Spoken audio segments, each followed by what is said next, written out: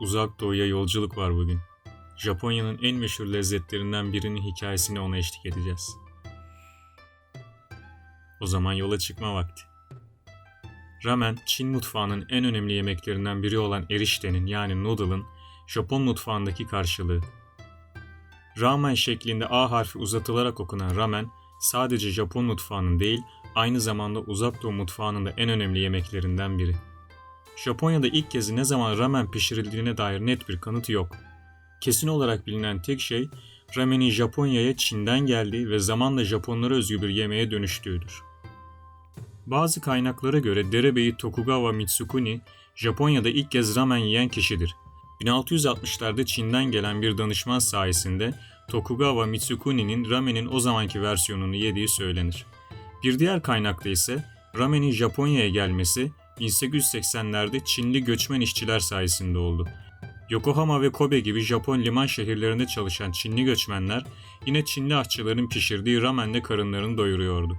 O zamanlar hazırlanan ramen şimdikinden farklı olsa da günümüzdeki ramenin atası olarak görülür. Yine bu hikayeye göre ramenin günümüzdeki şekliyle hazırlanması Japonların ramen satan yemek yerleri işletmeye başlamasıyla oldu. Japonlar Çinlilerden ramen yapımında daha önce kullanılmayan malzemelerin de kullanılmasını istemişler.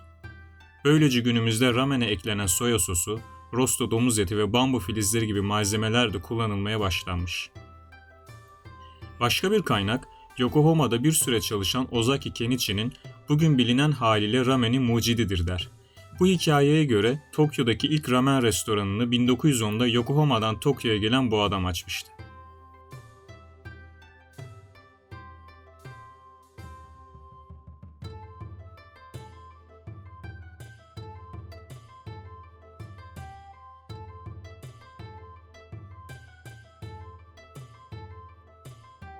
Japonya'da ilk rameni pişiren Çinlilere göre bu yemeğin adı la mein iken, Japonlara göre ise Çin'in o zaman başkenti olan Nanjing'den dolayı Nankin sobaydı. 1940'larda kullanımdan kalkana kadar ramene Japonlar shinasoba yani Çinçon eriştesi dedi. Çinlilere ve Çin ile ilgili olan bir şeye shino demek, Japonların işgalci bir askeri güç olduğu zamana ait bir seslenme şeklidir. Aşağılayıcı bir tabir olarak görülür. Bundan dolayı uzun bir süredir shino yerine ramen veya chukasoba yani Çin eriştesi kelimeleri kullanılmaktadır.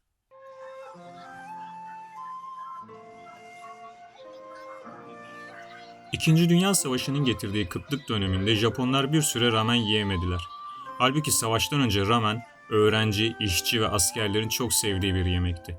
Savaştan sonraki dönemde ilk önce Birleşik Amerika'nın gıda yardımı yapmasıyla, daha sonra ülkenin ekonomisinin iyiye gitmesiyle birlikte ramen yine popüler bir yemek haline geldi.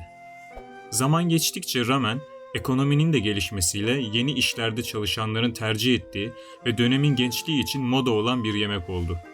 1980'lerde TV, radyo ve dergilerde ramenin reklam çalışmaları büyük yer kapladı. Böylelikle ramen yavaş yavaş toplumsal refahı simgeleyen bir yemek olarak görüldü.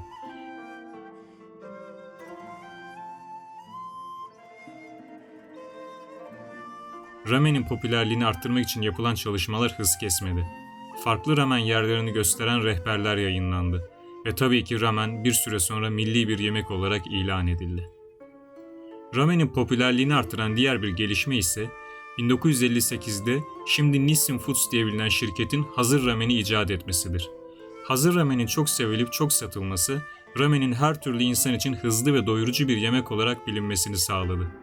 Animelerde, mangalarda ramen sürekli en sevilen figür olarak yer aldı.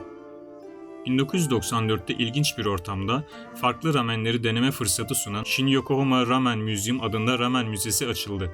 Böyle bir müzenin açılması ramenin popüler olmasına yardımcı oldu. Bu arada ramen sadece restoranda yenilen bir yemek değildir.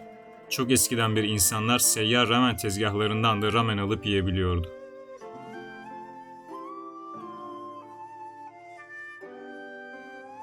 Birçok kişiye göre ramen 3 bölümden oluşur. Bunlar ramenin çorbası, eriştesi ve üstüne konulan malzemeleridir. Ramenin lezzetinin büyük kısmı hazırlanması günler alabilen çorbasından ileri gelir. Ramen önceden hazırlanmış olan bu çorbaya diğer malzemeler de eklenerek müşteriyi çok bekletmeden servis edilir. Sizden de aynı hızda yemeniz beklenir. Ramenya denilen ramen restoranları genelde geniş yerler değildir. Talebin çok olmasından dolayı ramen restoranı veya ramen arabalarının yanında sırada bekleyen insanları görmek çok doğal bir durumdur. Ayrıca çok popüler olan ramen restoranlarına girmek için uzun bir süre beklemek de birçok kişi tarafından normal karşılanır.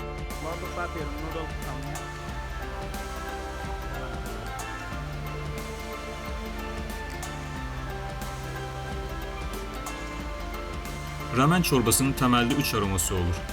Bunlar shio yani tuz, miso yani fermente edilmiş soya fasulyesi ezmesi veya shoyu soya sosudur. Ramen yemeğinde erişteler mutlaka çorbanın içinde olmak zorunda değildir. Sukemen isimli ramende çorba eriştenizi batırmanız için ayrı bir kapta servis edilir.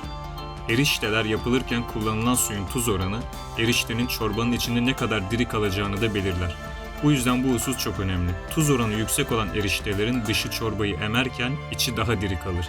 Erişteler buğday unundan kıvırcık veya düz olarak yapılabilir. Dünyanın en meşhur animelerinden Naruto'nun adını da ramenin üstüne konulan bir malzeme olan Narutomaki isimli pembe spiral desenli balık köftesinden aldığı söylenmektedir. Animedeki Naruto karakteri de tam bir ramen hastasıdır. Ona yeter ki ramen deyin, neredeyse istediğiniz her şeyi yaptırabilirsiniz.